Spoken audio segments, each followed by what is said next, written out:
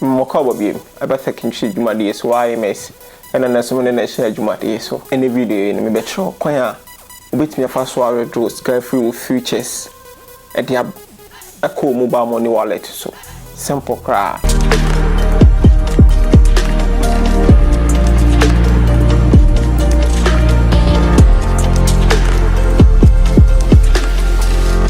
inti yense me na memfa mo nko Binance app na menche kwan betimi afa so ayesa withdrawals nti ubo Binance a obibi Binance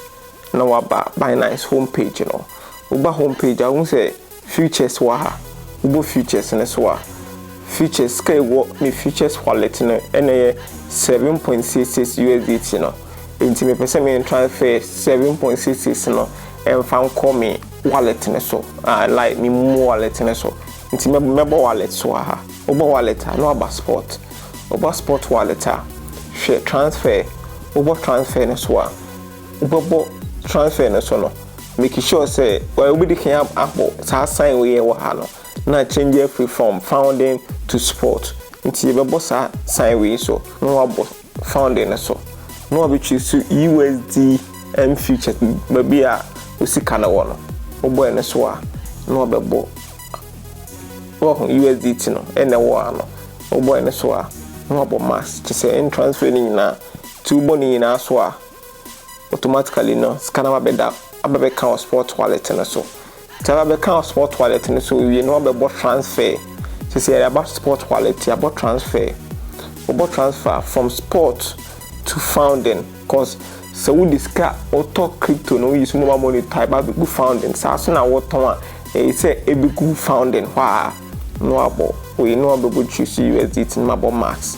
semi transfer ni na ko founding na abo transfer to what transfer ni na we ni scanner ko Google we nti aka say transfer e dey abaye mobile money wallet na so say ase ni abo P2P trading obo P2P trading because say yan to ye ton tin abo sell na so a ni choose Momo si Momo na yempe obi a oton USD no ebia oto de offer come de ne wo from kakranchi o de mi choose obi a cause say we for trial tin na boss sell no so a